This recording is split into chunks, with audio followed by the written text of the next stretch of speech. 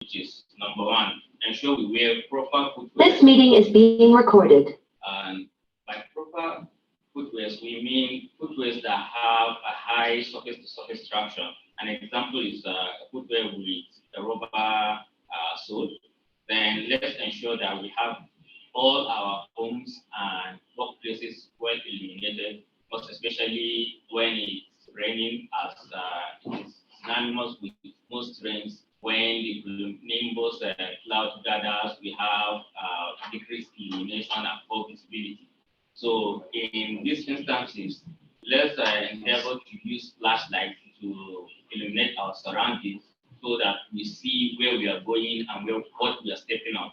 With regards to housekeeping issues, let's ensure that we do due diligence and also ensure that we take or tuck away boards away from workplace.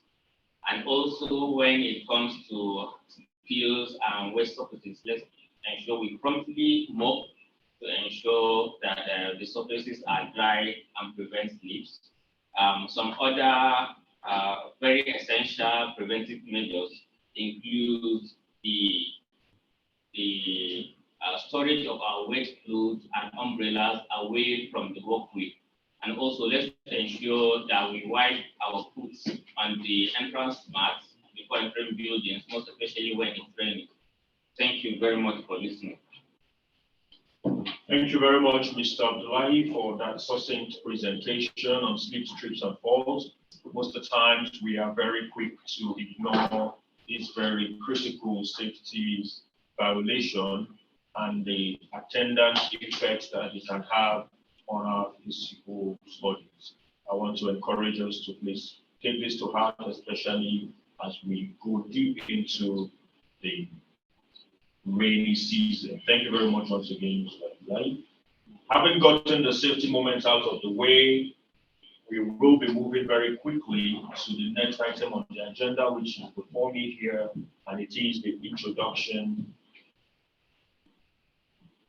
By way of introduction this morning, I would like to recognize very quickly the president of the Nigerian Association of Petroleum Explorationists, Mr. James Edet, fellow Nigerian Association of Petroleum Explorationists, Dr. James Edet, you recognize this morning. We also want to recognize the president-elect, Elliot Ibe, who is also a NAPE. Thank you very much for the opportunity you have given us to have this technical presentation. We would also want to recognize Wilson Osong, who is the Warri Chapter Coordinator. Thank you very much for being a part of this meeting. And those who have put up this April technical meeting and have also been carrying out the affairs of the Benin chapter over the last 1 year plus. I would like to recognize the presence right here with me in this hall of the coordinator, Mr. Edward Oza. Thank you very much for steering the ship. And also he's ably deputized by Mr. Ugochukwu Ogamba, who is also here this morning.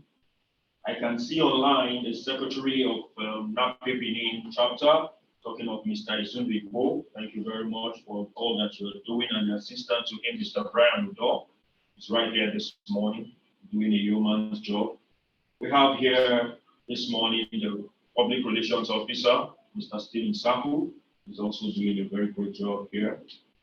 Mr. Danlami Bawa is the financial secretary.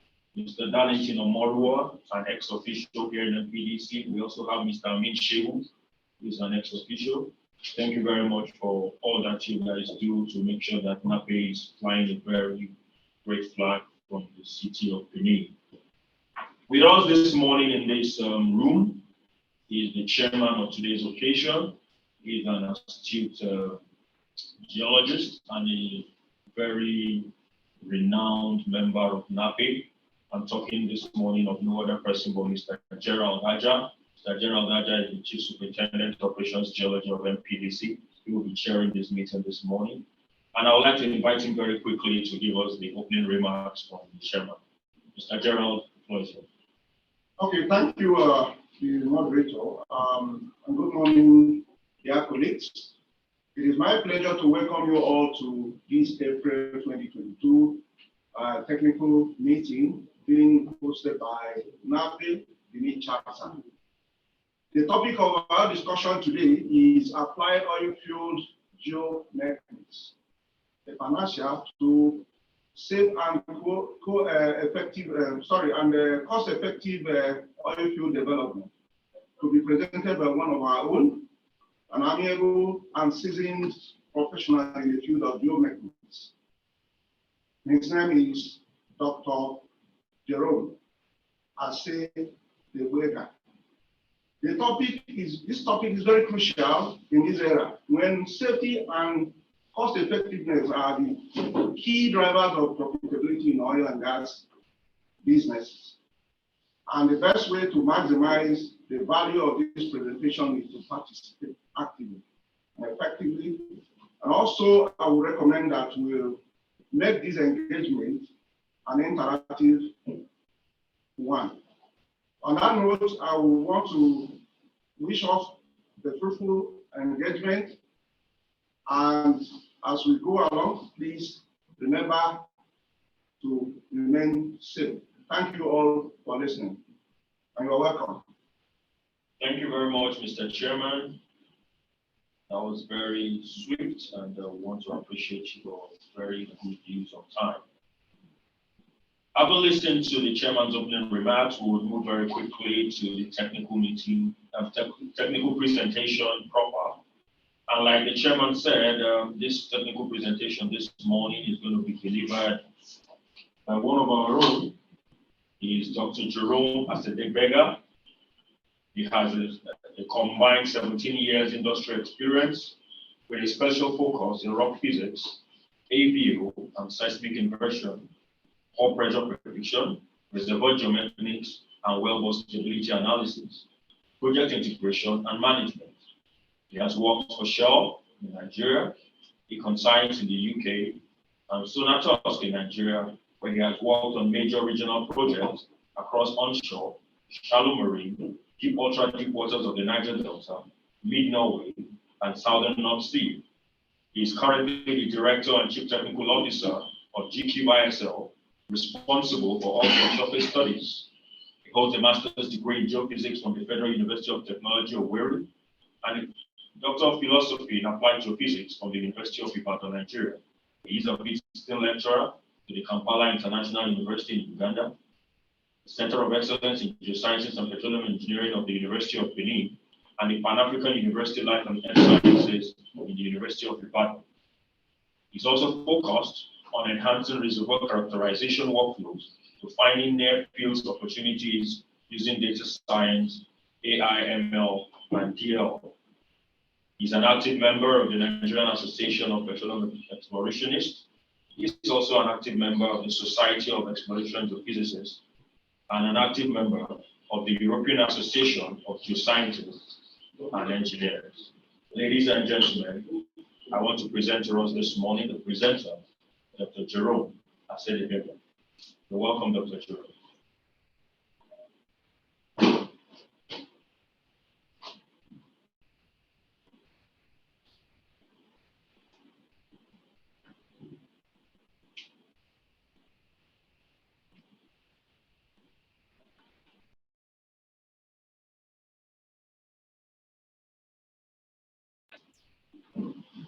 Dr. Jerome, can you kindly unmute yourself? We can hardly hear you.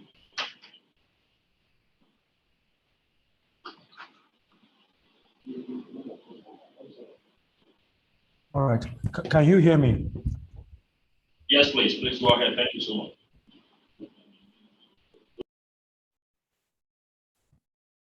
Okay. Thank you for having me. Thank you for that wonderful introduction. Permit me to, can you see my screen? Yeah, we can see your screen. Go ahead.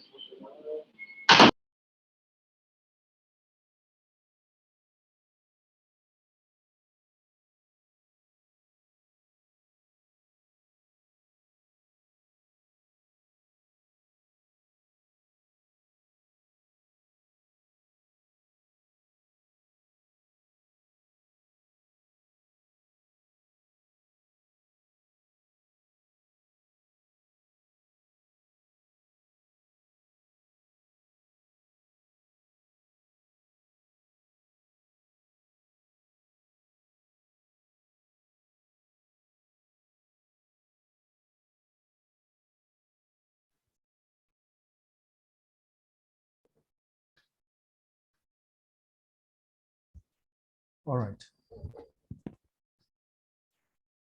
Can you hear me? Can you see the screen?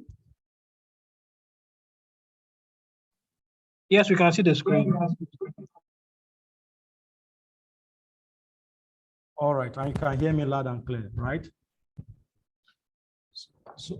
So this morning, I will be speaking on this very important topic, applied oil field geomechanics, a panacea to safe and cost-effective oil field development.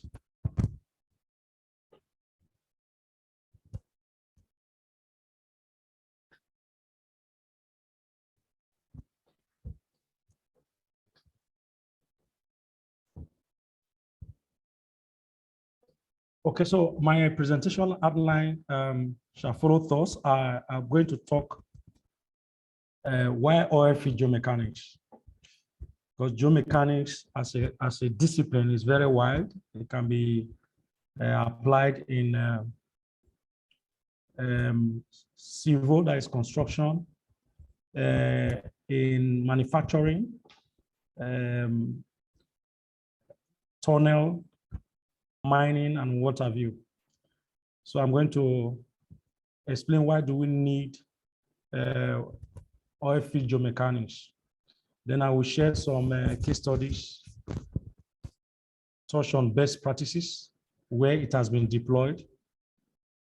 Then I will summarize, then give some recommendation, conclude and give some recommendation. Okay, why geomechanics? There are 4 key reasons why we should deploy geomechanics. Number 1 is to minimize risk, to reduce NPT, non-productive time. Number 3, to reduce cost of drilling. And finally, to optimize rewards to related failure during drilling, production, and injection. The picture you are seeing right now is something that we are familiar with, that took place 13 years thereabout ago in the Gulf of Mexico when there was a blowout. You know, then the knowledge was limited. So why geomechanics? According to a report,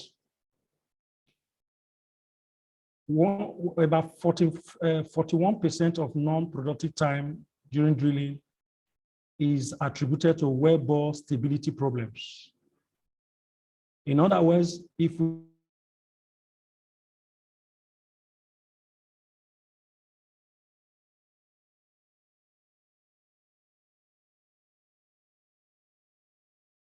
E&P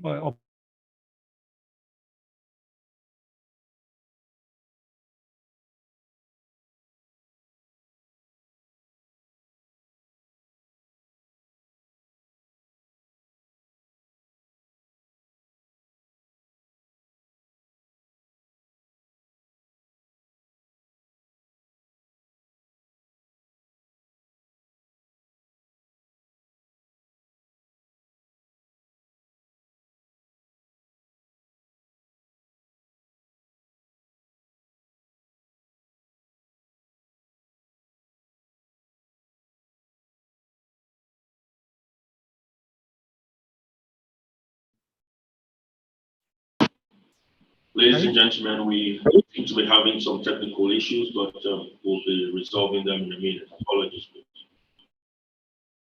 Okay. Can you hear me now? Yes, please, go ahead, but we cannot see your screen. Okay. Okay. Can you see the screen now?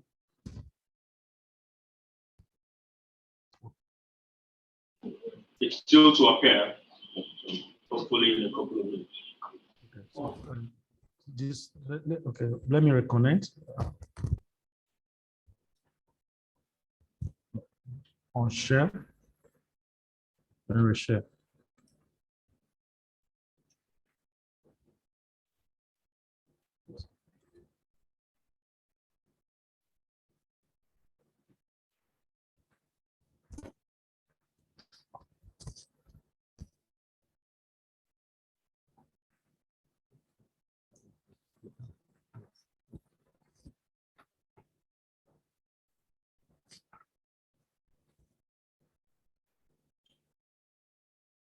So can you see the screen, please?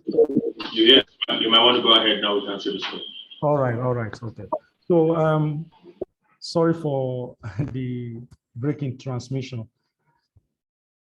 So about 8 billion USD per year is attributed to pore pressure and wellbore stability issue. So in essence, if we apply geomechanics, we will be able to drive down cost. So why geomechanics?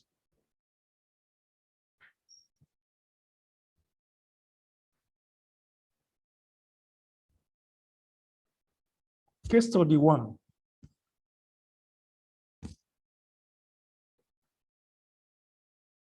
Here, this operator, this is an offshore well, offshore field. This operator decided to drill a vertical well without geomechanics. And he drilled this well with 8.8 ppg mud weight. He failed. It was abandoned. So because they were eager to drill, they moved to 30°, a nearby location. They drill, they increase the angle, they drill with also 8.8 ppg. They succeeded without geomechanics. And they want to drill more, they move again to location 3. They drill, they increase the mud weight, they drill with 9.8. They lost the well.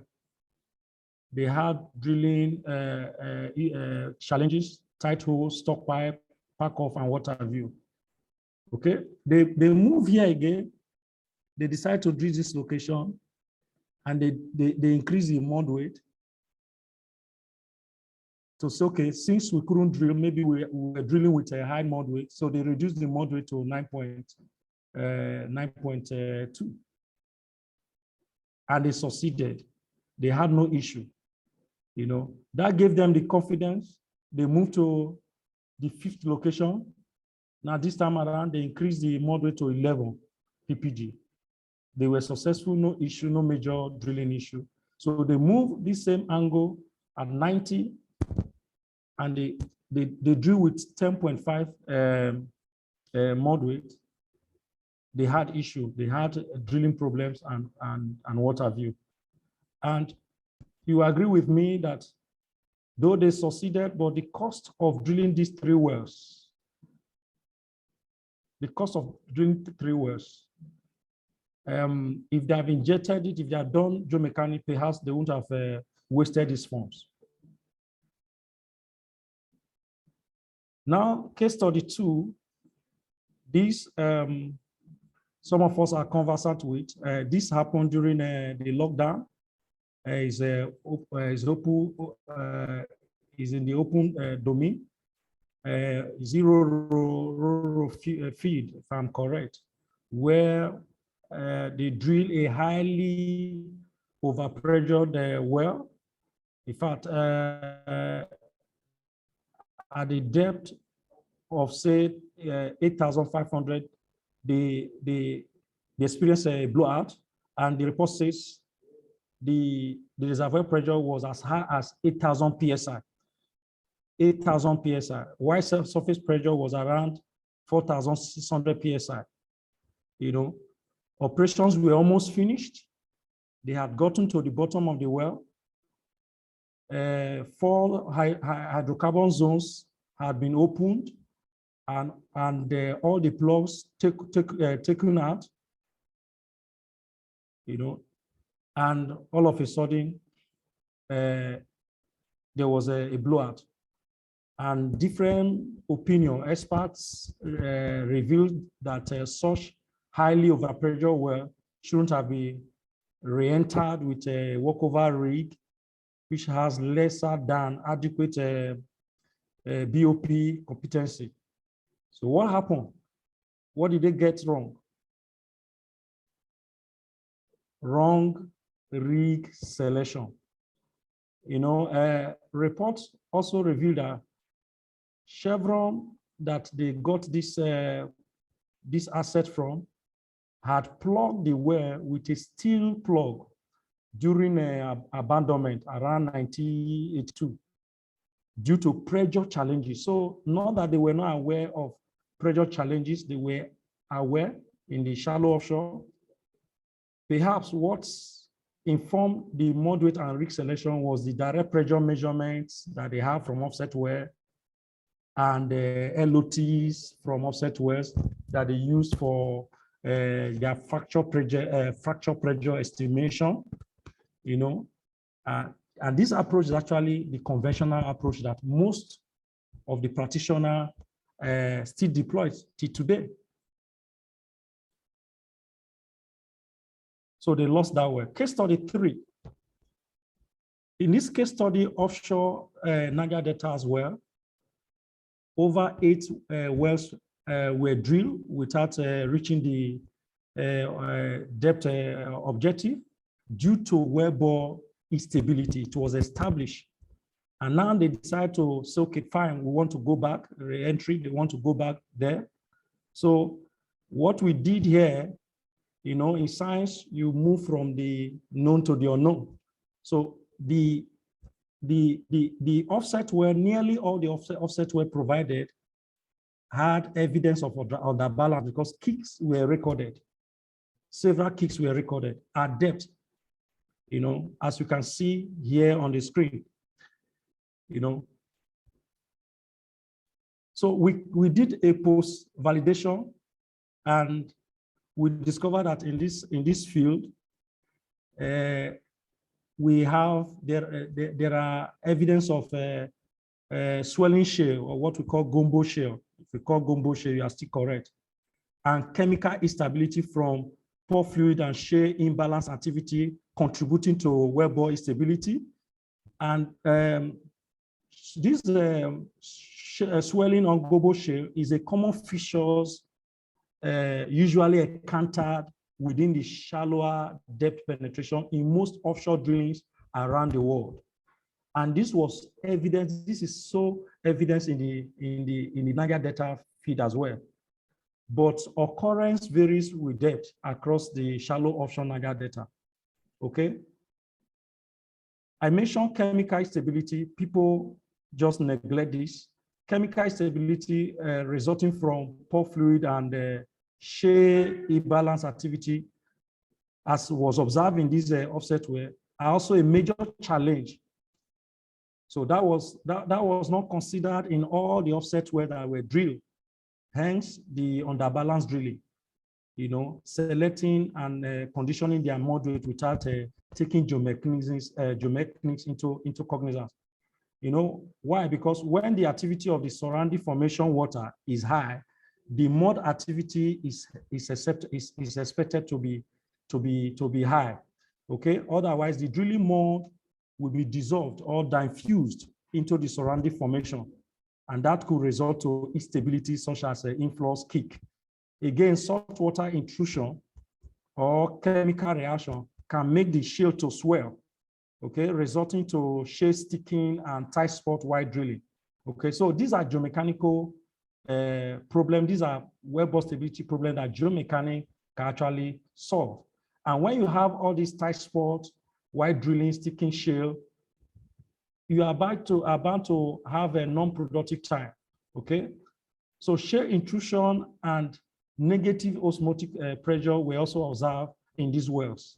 Okay, so moderate, we discovered that moderate was designed based on the pore pressure profile, that is the pore pressure curve, and by adding let's say a margin of overbalance, like say 200 psi on the pore pressure profile derived. You may have succeeded in doing that, but that is not rock or geologically driven. Okay. So now this is a second well too. So what we did before we we carry out the pre-drill. Like I said, we did a post validation. So we said, look, so what could have been the right moderate in drilling this offset well? So we deployed geomechanics. And when we talked about geomechanics, we are talking about the Earth geomechanical model, your modulus, your Poisson's ratio, your unconfined compressive stress, your cohesion, your friction angle or angle of internal friction. All these, your stresses, all these are what inform geomechanics before even wellbore stability. So we did that, and we discovered that the margin was much. The difference between the moderate that was used to drill and the moderate that was derived, or that was geomechanically derived, was about 300 psi. And you can imagine 300 psi. Our vehicle tire is just 45, 35, and what have you. And if it explodes, we know how the impact, the effect, let alone 300 psi on sanctity. You know, so no wonder they recorded kicks, you know, in all the works that were drilled. So they drill under balance, and they drill with insufficient moderate. Okay, so this is another well from that same well. Okay, look at the actual moderate that they used to drill. The actual moderate that was used to drill. Okay, this is shear failure gradients. The red is shear failure gradient, geomechanically derived. The green is the optimum moderate recommended. In other words, if they had drilled with the green, they wouldn't have recorded this kick. They wouldn't have abandoned this well. Okay, so they drill with almost a constant moderate, which is even not scientifically acceptable. Okay, so they recorded a kick again, and this well was abandoned. Okay, so shear failure in geomechanics, the shear failure is your guide. In other words, when you drill below this, you are drilling under balance, and you are likely going to record shear, your formation with shear, and you record kick. Okay, so this is why we should apply geomechanics. So now we did a quick look. So what do we do to solve this problem, since they are bent on going back, and this time around with the objective of drilling to TD, the plant TD? Okay, so we deploy best practices. You know, number one thing that we did is to subject the seismic velocity, the seismic cube that they have, the entire, it was a full feed study. So we have to deploy best practices by requesting for the seismic, the 3D seismic. What happened was that here, because we want to also improve the resolution of the seismic at depth, because we discovered that at 7,000 deeper was where we have this under-compacted shale, under over-pressure shale, and pressure ram saw the increase of overpressure.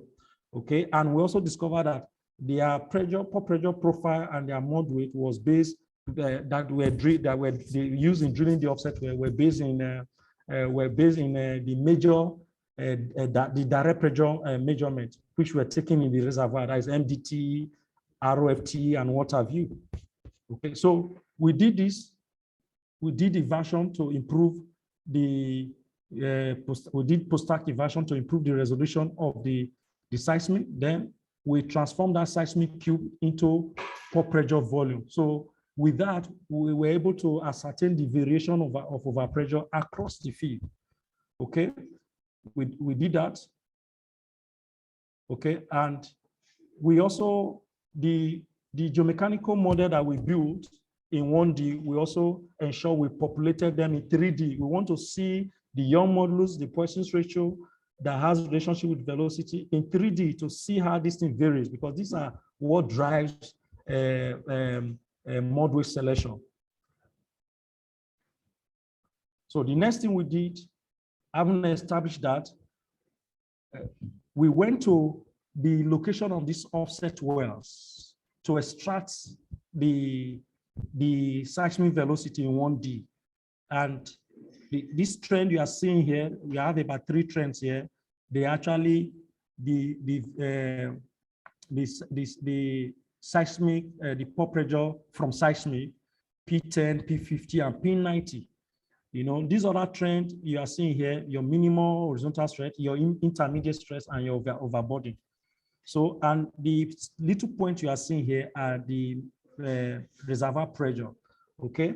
On my left here was a planned well, the notional well, the well that they plan to drill, okay? So with that, with this information, we're able to come up with moderate 2. The moderate was based on the P10, P50, and the P90. So in geomechanics, though we pick the highest, but it's advisable that you, when you are drilling, you start with your shear failure gradient, which is the minimum moderate, and you listen to the well, and the well will dictate whether you should increase your moderate or not.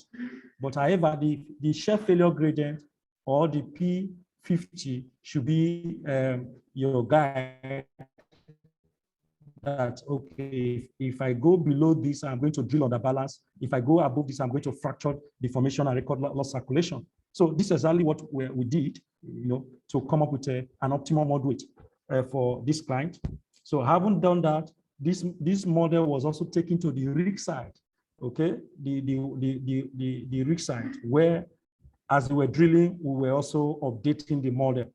And the same here, this is one of the offset where where the seismic pore pressure was extracted. You know, you could see the kick that was also recorded and the moderate that they use in drilling this, and which is also an evidence that they ought to have drill with a higher moderate to prevent this kick. Okay, so what happened? I haven't done that. We use the information of the geomechanical earth model that were derived using the offset well. That is the unconfined compressive stress, my cohesive strength, my Poisson's ratio, my Young modulus, my friction angle. We were able to come up with the required moderate to drill this well. This moderate that we are seeing here were not derived by adding a minimum overbalance of 200 psi to my pore pressure profile. No, that is the conventional method. But with geomechanics, with what informs this optimum moderate was my cohesive strength, my friction angle, my UCL, my Poisson's ratio, the azimuth, the well azimuth, and the well inclination. They are the things that inform the selection, the recommendation, or this optimal moderate. Okay, so again, I haven't done this with best practices to carry out sensitivity analysis. If I drill with this moderate derived geomechanically, am I going to fracture? Because in drilling, we have what we call angle of attack. The angle you should drill from, the direction of maximum horizontal stress, the direction of minimum horizontal stress, you know, and the well inclination as regards to the moderate selected. So, and the breakout weight, you know, all these were factored into this model, this model to select optimum moderate. You know, this scale is actually, I wouldn't know whether you are seeing it clearly from your end, but this scale is actually telling us the different moderate as required. If it is too high, you fracture the formation. If it is too low, you record kicks, okay, or influx. So you got to stay within the safe moderate window to drill your well, okay? So these are what it entails to deploy geomechanics, okay?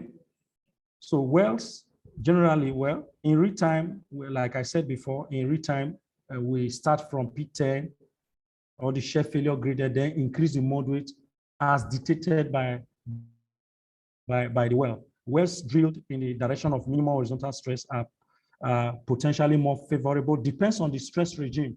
Like in the Niger Delta, for instance, we are in the normal fault regime. Okay, so but wells in general, wells drilled in the direction of minimum horizontal stress are potentially more favorable from the perspective of reservoir development and optimal production. Okay, so again, the impact of trajectory on well stability is also very crucial. Why? Because it helps in well positioning too. You know, with well trajectory is also something that is related to geomechanics. It helps in well positioning. Well positioning determines production lifespan of a well. If a well is wrongly positioned, especially in fractured reservoir, it could lead to low production or early abandonment. Okay, the direction that an inclined or horizontal well is drilled in can also impact the performance for an injector as well as a producer. The issues to consider are stability of the well while drilling, the integrity of the computed zone during ejection. Okay, the ejection pressure also that is also required for fracturing should be considered, and other things. Okay, so here is actually also a plot of the pressure against well inclination. Okay, as you have high angle, you discover that you begin to experience a narrow drilling window, and the well becomes more complicated to drill. That is why there's this general belief that when your well is highly deviated, it becomes problematic, even as far as drilling horizontal wells. Okay, so the well inclination against formation pressure. Now, in the same plot, we're just showing it in another format. The impact here, the impact of well trajectory, the well trajectory is highest at a higher high inclination around, let's say, if you look at this is the what you are seeing here, just to add light to it. This is the moderate as selected. This is this blue line is a minimum horizontal stress, maximum horizontal stress. So at 8, as you go towards 90, you see that the moderate is closing with the minimum horizontal stress profile. Otherwise, fracture pressure, okay, which is showing a likelihood of narrow drilling window, okay.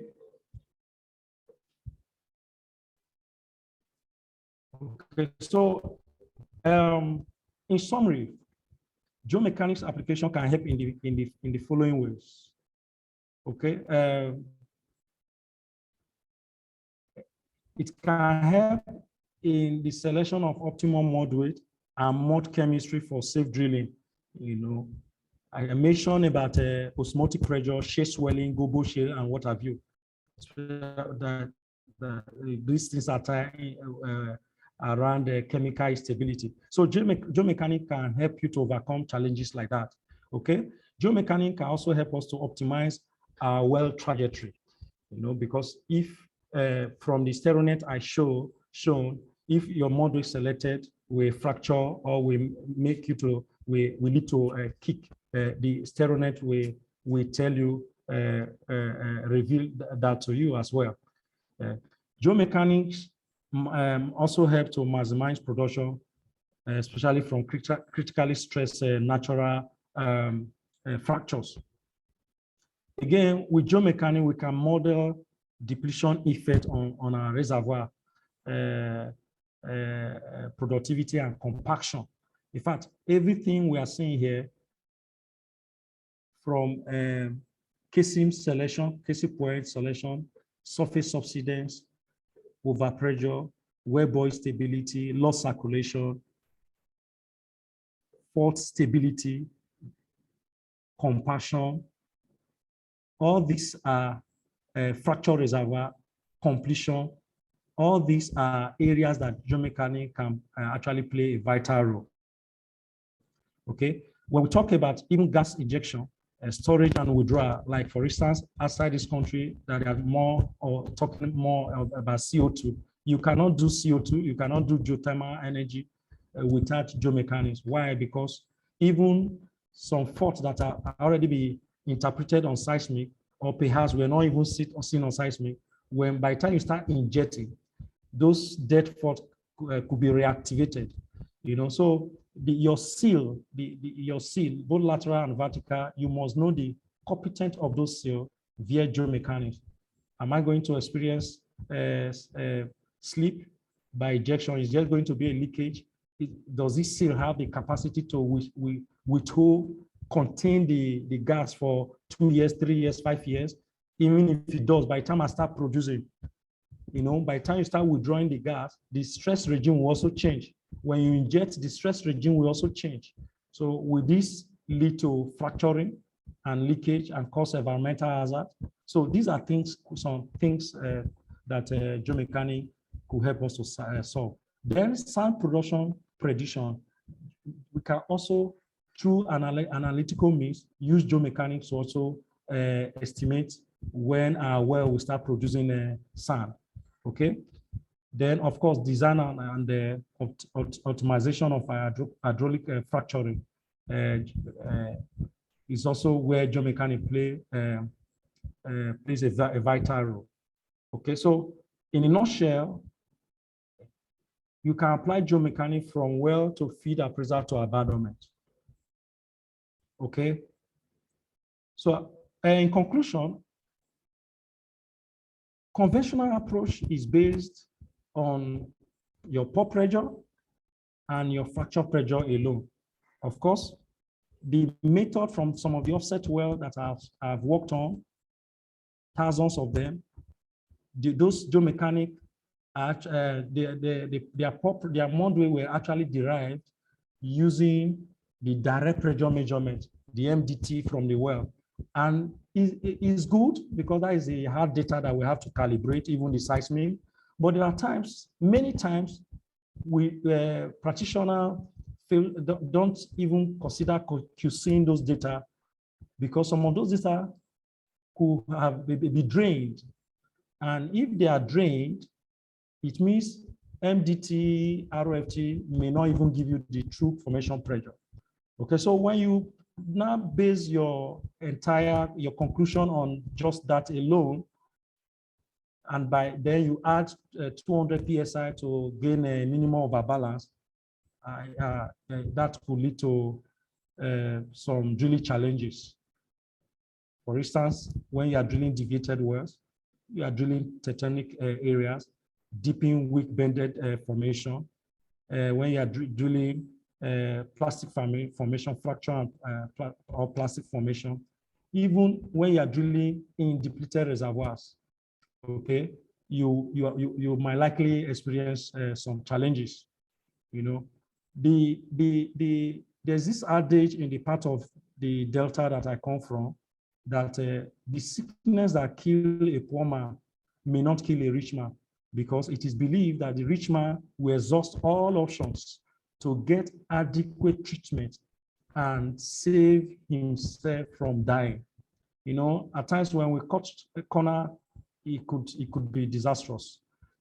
From the presentation and from the case study 3, what informs our moderate selection or design, and even the rig side, the rig selection, I beg your pardon, the bit selection, the casing design, and of course the stability of the well was not just adding 200 PSI or a minimum of a balance.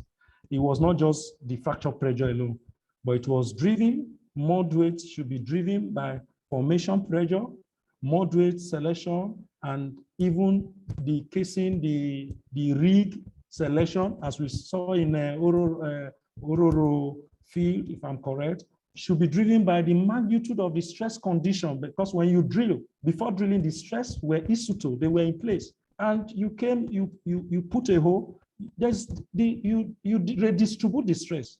The stresses are redistributed, you alter the stress. The stresses are imbalanced.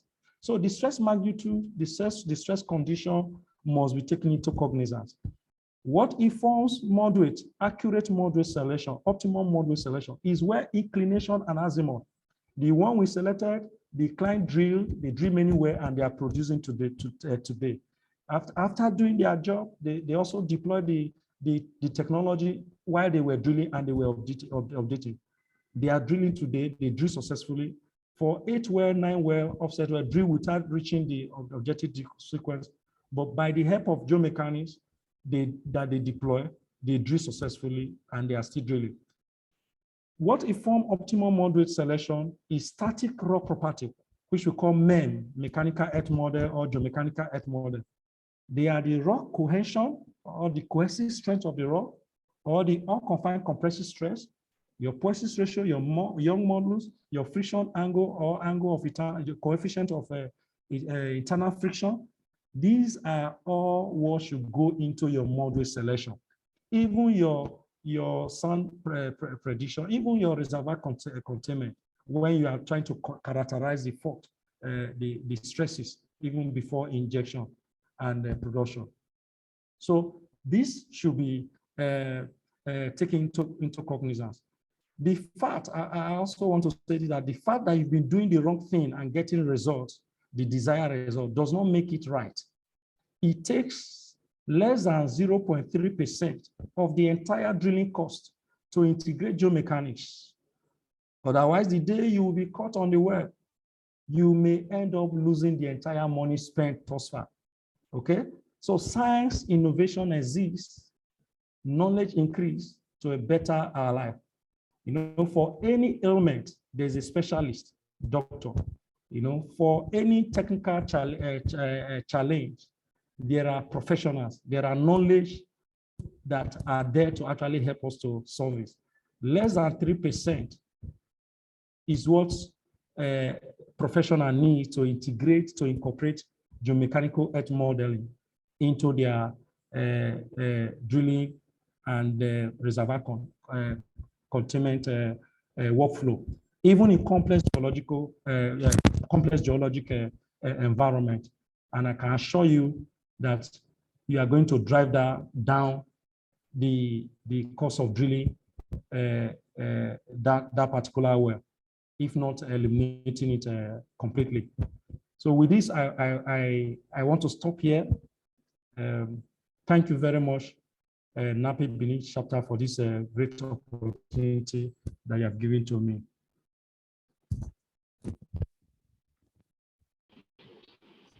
Very big thank you, Dr. Jerome, for a wonderful presentation. You would agree with me that this was a very well done job. I mean, this was very detailed. And we've asked that people who have questions should please put them up. As at this time, we do not have questions. To my mind, it means that it was so well explained that people probably will just have contributions at the end of the day. But please, if you do have questions, kindly type them in the chat section. Put your names and affiliations before the question so we can recognize who is asking and what they are asking. Having had a very wonderful presentation, I would like to bring back the chairman for a recap. I was listening here, I saw the chairman taking notes and shaking his head. I believe that a lot of things are working in his mind. Being an astrogeologist himself, I'm sure he's seen some wells that the man was talking to know exactly what he wants to discuss. So please join me, welcome back Mr. Gerald Easy Ajar to do a recap. Okay, thank you very much, moderator. Sincerely, I need to appreciate the presenter, Dr. Jerome, for this wonderful job. He has dived deep into the subject and he has explained it very well to our understanding. And sincerely, I want to quickly just give a brief summary of what we've learned from the presentation he has so well delivered. I will start by saying that he first introduced the topic and quickly gave us an idea that the geomechanics is not only applied in oil and gas, it can be applied in other areas. But the emphasis for this presentation focused mainly on the application for oil and gas, or in the oil and gas industry. He also gave us the reasons for geomechanics, and one of those, some of those reasons are to minimize risk during operations, particularly during operation. Then we also reduce the MPT, which is non-productive time during the operation. He also mentioned that we eventually will reduce costs of drilling if we apply geomechanics in our analysis before operation.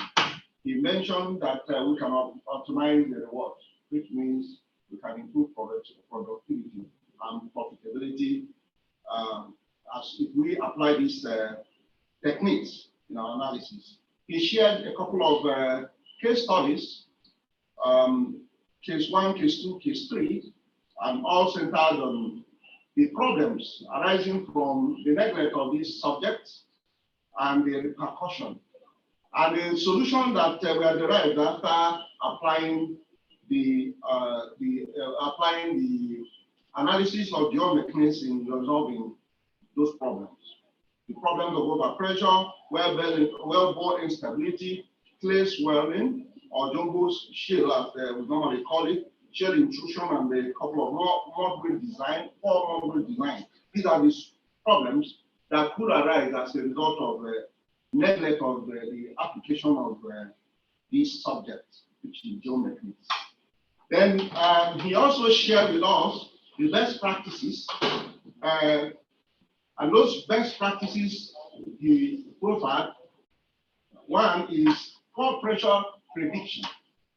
He has shared with us that if we do a proper core pressure prediction before we start an operation, it's most likely going to reduce our risk, because we will have a pressure, we could have ahead of us the pressure variation across the field, and where we could encounter abnormal pressures.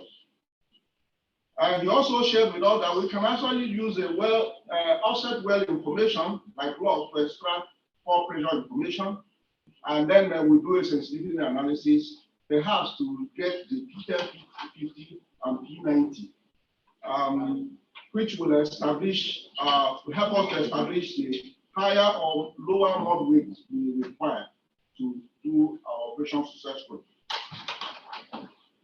Then he also shared the impact of well trajectory on wellbore stability, which means if you do the due diligence on using this application, you're most likely going to get your well oriented properly. And when you get to the inclination of about 80 to 90 degrees, which is the highest, you'll probably get a stable well. But if in an event that we fail to do this, he has also said that it might cause a lot of wellbore instability. So again, he shared with us other lessons, which is one, selection of mod weight, optimum mod weight, and mod chemistry during the drilling. He also shared with us that we need to optimize well trajectory, and also model our depletion impact. The depletion of the reservoir, we need to model it so that we can foresee the area of pore pressure. He also shared with us that we can actually reduce sand production if we predict that we are going to produce sand into our wellbore. They also shared with us the design and optimization of hydraulic fracturing. In our well, if it's properly designed, most likely we will not fracture our reservoir. He also shared with us a safety or safe gas injection. And in case we have a plan to inject gas into our reservoir, he is telling us that there is a way we will do it using geomechanics, and we'll get it right. Maybe let me also mention that the last thing he shared with us was that we cannot, if we apply conventional means, it's not just enough. We need to go beyond. We need to go beyond the normal conventional means of predicting temperature to be able to get the desired results. And then finally, he said, we will also reduce our cost significantly if we apply this, which is where everybody is. Once you achieve safety and you're able to reduce your cost, hopefully, I think you will increase production and also increase profitability in this business. So thank you very much for that. That ends the recap, and we want to thank you sincerely for sharing these lessons with us and for sharing this knowledge. We have gained a lot. Having said that, I will hand over to the moderator to continue. Thank you very much.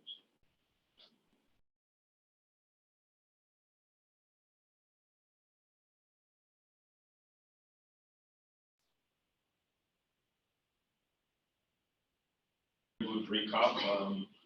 I think we have one question on the chat. I would like to ask Dr. Jerome to please listen as I read the question. This is from Madu Mamadi of NPDC. He says it is nice to have data for geomechanical study. It's nice to have data for geomechanical study is always not available. However, what are the basic data needed to undertake geomechanical study? That's the first question.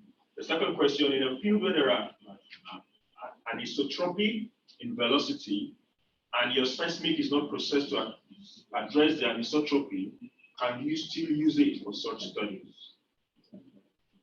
Dr. Jerome, I would like you to please take this question on. Yeah, all right. Thank you very much, Madu Mamadi.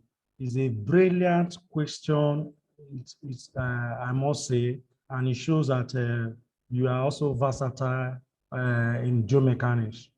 Now, in fact, there is a slide that was not added where anisotropy was actually compensated for in the geomechanical workflow. Okay, so you asked two questions. Number one, geomechanical data are rarely available.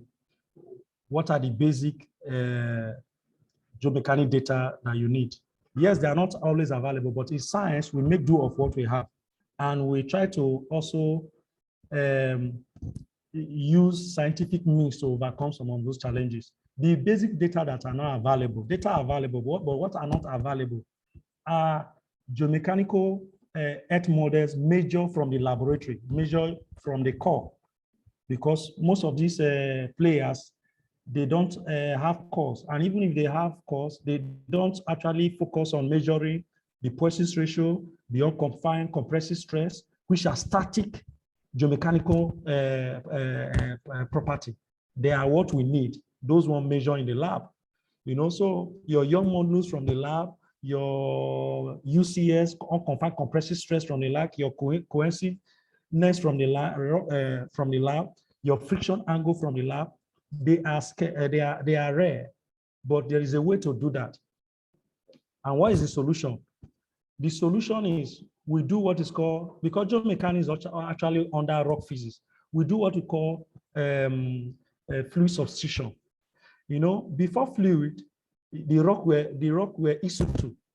So fluid has entered, and it has entered because wettability also causes brittleness of a rock. So what we do, you know, in a compressive workflow, we do what is called fluid substitution by removing whatever fluid from the rock. So in other words, we are trying to transform our dynamics, which are our logs, our dynamics to static. So when you back out all those details, all those fluids from it, you are returning the rock to its dried nature. So when you have that dry nature, it becomes your static, and you can only use that one, those information to derive your mechanical earth models. That is the parameter I mentioned earlier on, UCS and what have you. You know, that is how we overcome it. Two, there are also companies like Shell and this company in Saudi Arabia. These major players that have reservoir of data, they have done They have done some jobs using their core data and other in the region. So they have derived some model, tested model, you know, I call them empirical model that actually you can use to also calibrate whatever you get from your well logs, okay, from your well logs. That is a dynamics, trying to trick them to static, okay.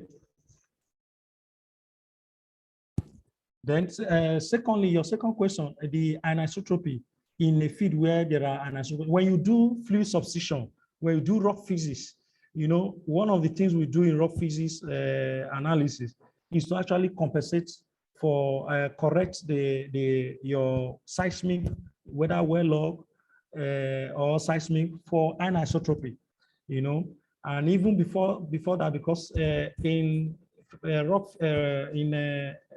fluid substitution, data like VP, your sonic VP is the hard data. So you check that one for anisotropy, psychoskipping, and what have you. Then that will now help you to also calibrate your entire seismic. So if there's anisotropy, you will know. So that will take care of that as well.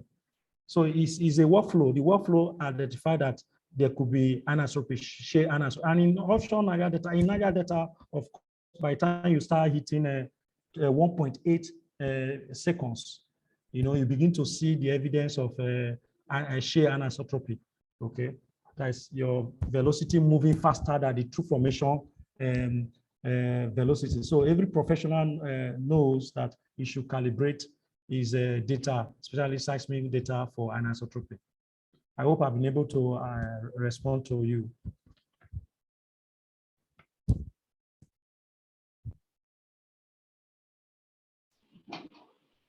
Thank you very much. Amadou says thank you. I think the answers have been sufficient to the extent that he asked the question. So thank you very much, Dr. Jerome.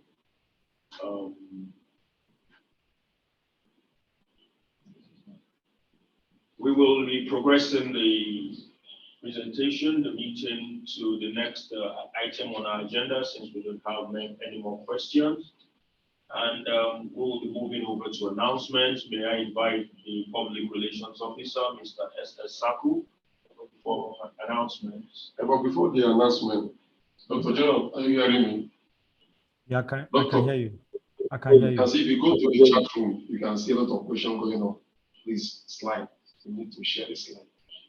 I'm the coordinator of Benin. And right here in the hall we're sitting.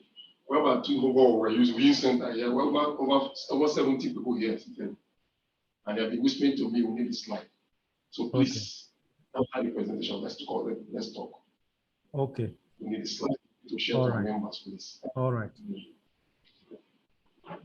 Thank you so much, Coordinator. Mr. Sako, the PRO, please, announcements. Okay, thank you, esteemed NAPE members, for joining us for this April technical meeting.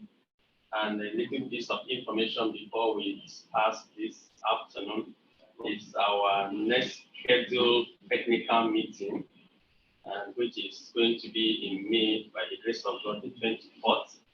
And the topic is geoscientists and digital transformation. I want to assure you that it's also going to be impactful as just this one that we just had this afternoon. Have a special guest, our facilitator is going to be Cornelius and expert from Halliburton. So this is an information for us to carry on, and the meeting link and other notices will also be circulated to all members before that time. Thank you very much and have a good day.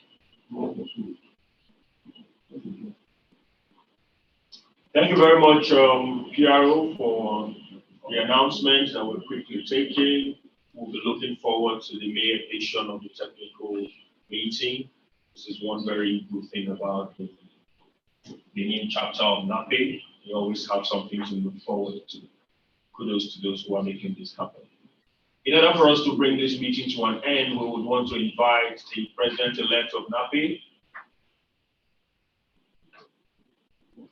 Mr. Elliot Ibe, for thanks and closing remarks.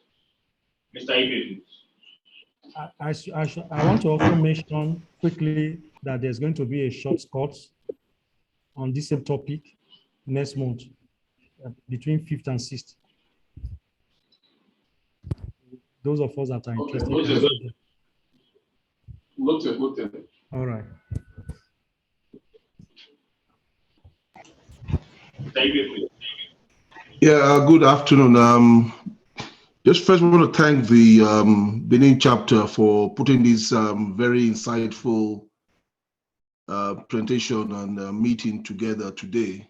From the amount of people on the line, and I'm sure the people that are present at that meeting venue shows the interest in the topic, as well as the interest of the Benin chapter members in attending these meetings. I want to also thank the members of the Advisory Council, NAPE Advisory Council, who are present in the call, as well as members of the Board of Trustees if present in the meeting venue or on the line, as well as members of the NAPE Executive Committee. I can see a number of members present, the Vice President, the Treasurer, and a few of the chapter coordinators, as well as the Editor-in-Chief. Special thanks to the chairperson for today's session, Mr. Gerard Aja, for not just finding time to attend, but also for giving a very interesting recap to the presentation. Dr. Jerome Asedega has somebody who I've known for quite a while. I'm happy that he was able to find time out of his very busy schedule to present the very topical paper today, which was very well taken by all those who attended. For members of the Benin chapter, as well as the members of NAPE who found time to attend this meeting, so thank you all for attending. I also do not want to forget the safety presenter, Mr. Abdullah, who also made a very insightful and safety moment at the beginning of the session. All in all, I just want to thank the Benin chapter for all those who are present for this session. And also, as we begin to progress these technical meetings, not just within the Benin chapter, but even at national level, and also other chapters, just to encourage all members of NAPE to find time to attend, and to attend every other events that are planned by NAPE. I think Jerome mentioned the short course happening at the beginning of May. As we build up towards the November conference, we will be having a number of similar events just to bring our members up to speed with, and also find time for us to be able to interact, not just virtually, but hopefully physically as we go towards the November conference. So thank you all for your attendance, and all the very best as we move to during the week. Thank you, Edward, and your team. Thank you, my P. Yes, thank you very much, ladies and gentlemen. We have at this time come to the end of this technical meeting. Once again, we would like to thank everyone for your time, for being punctual, and for spending as much for the time that you have spent here this morning into the afternoon. We know it has been time well spent. We want to thank the presenter once again for a very good job, and we hope that everyone continues from here to have a very wonderful Tuesday and a wonderful week. Thank you so much. The presentation of the plaque and others will be done right here in the meeting room by the coordinator and his team. And when you come into Lagos, you will meet with Dr. Jerome and hand it over officially. Thank you very much, ladies and gentlemen. You have a productive day. Dr. Jerome, thank you very much. Thank you. Thank you, everybody. Thank you for listening to me.